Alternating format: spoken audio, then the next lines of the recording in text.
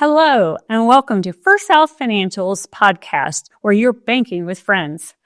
I'm Teresa Griffith, and I am joined today with Dr. Craig Esrael, the President and CEO of First South Financial. Hello. Hi, how are you? Good to see you. We are here to talk about the differences between banks and credit unions and just what are these financial institutions. So can we start out by trying to define what the terms are? What are banks and credit unions? Sure. In its simplest terms, Teresa, of course, and this is a historical definition. Things haven't changed in this respect. But credit unions and banks are institutions that basically are taking in deposits, CDs, savings accounts, checking accounts, etc., and in turn lending that money out, in the bank's case to customers, in our case to member owners.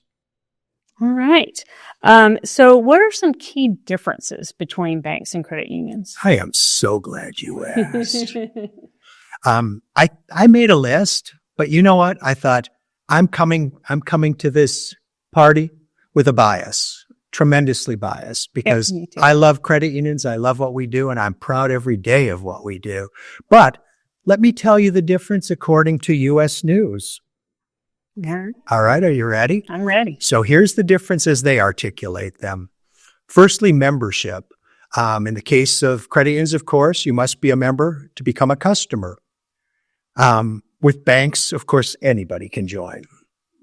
Savings and interest rates is the next item they list. Interest rates for savings accounts are often higher than at banks. And of course, the other side of that is they note interest rates for savings accounts are obviously lower at banks. On the fee side, fees are often lower at credit unions than banks, and balance requirements are different too. Oftentimes, credit unions have lower balance requirements than the banks have. Now, one of the differences that probably the negative for credit unions would be listed as fewer branches at credit unions and banks. And that's probably been historically true. Credit unions go back all the way they go back to Europe, but in America to 1934, the Federal Credit Union Act. So we've been around a long time and we've evolved dramatically. But I'd say probably overall, generally speaking, credit unions still have fewer branches. But in our case, in the case of First South Financial, we've got branches all across the nation. You can be in any state, anytime, and you're going to find a branch. And it's the single largest branch network in the country, larger than for any other commercial bank. Yes, that's right. That's exactly right. And it's amazing. Yeah, it is. So you've got digital access, which is where members are going today, but many people still want branch activity, and they're, again, every single state. And the other thing they note in their report is federal insurance. And that is a wash between credit unions and banks. We both offer federal deposit insurance up to $250,000.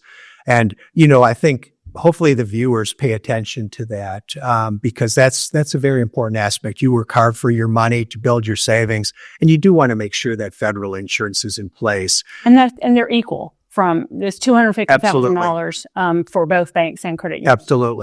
Absolutely. But not all institutions, when you go outside of banks and credit unions, you may not get that coverage. So it's very important to ask the question. Especially those new financial apps. Not all of them are insured. Yeah, there's a lot of new fintechs that are coming into the marketplace, and most of them don't have deposit insurance and a lot of the other protections that are built into banks and credit unions. So be alert, beware, be smart. Yes. Well said. Thank you. Well said. All right. So what are some things that credit unions offer that maybe banks don't? Well, I think the first thing and the most important thing, Teresa, is that we offer ownership. And we're a mutual organization. So literally everybody that belongs to First South or another credit union is an owner. You're not just a customer. You actually own the place, being a mutual organization. And that's vitally important because I think in that type of environment, in a mutual environment, your voice is heard. I can tell you for certain, if a member owner calls me, I remember it's a member owner. I'm going to return that call. And honestly, it doesn't matter if they have $25 in the organization or $2.5 million. They're still an owner. And we drop everything for our member owners in our mutual organization. And with banks, or with credit unions, anybody who is a member can run for the board of directors. Theoretically, that's true. There's credit unions have criteria. Obviously we're dealing with people's savings and their financial business. So there is a bar. You have to have a pretty keen background in education, in finance, and accounting to be able to be on the board. Yes, but they can run because they have an account with us. Theoretically, that's true. But to be nominated again, they have to meet the criteria.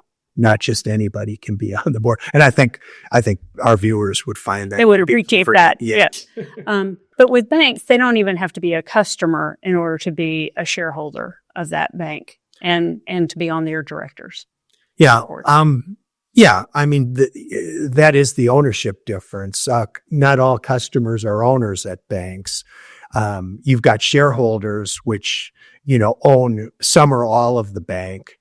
And then you've got just the depositors and borrowers. So the two are different. In credit unions, they're one and the same. Right. And sometimes with banks, you've got a small family that owns the bank. Sometimes it's many, many, many thousands and thousands of shareholders. So it just depends on the type of bank that it is. But in any case, if you're not a shareholder at a bank, even though you do all your business there, you're still not an owner. At First South and other credit unions, mutual organizations, if you're a depositor, you're an owner. Absolutely. Well said. All right. So why should somebody choose to bank at a credit union rather than a bank? Yeah. Some of the reasons I mentioned, certainly, you overall, if you do all of your business with First South, you're going to get a better overall macro deal on your finances and on your returns. You're going to get generally a higher rate of return on your savings, on your CDs, on your investments, and you're generally going to pay a little bit less on your loans. And the fee structure is usually a little bit less onerous as well. So again, overall, when you look at the whole wallet, the whole financial wallet, it behooves you to bank at credit unions and particularly First South. And the customer service is can't be beat, has not been beat. Credit unions have ranked number one in customer service for all the financial institutions across the board year after year after year. And First South Financial has won numerous awards for being very fiscally responsible. That's very, very true. We use the Net Promoter Score like most businesses do, and our Net Promoter Score year in and year out consistently over many years is over 80, and that's unheard of. If you've never heard of the Net Promoter Score, look it up and find out how many institutions are rated 80 or above. But Teresa, it's back to working for your members, working for your owners. And of course, the member service is going to be good because, we're serving people that own the joint. That is true. All right. So, thank you very much for joining First South Financial today. And we hope that you experience the credit union difference with us. Come on and join. Remember to watch, like, comment, and subscribe. We're always happy to hear from you.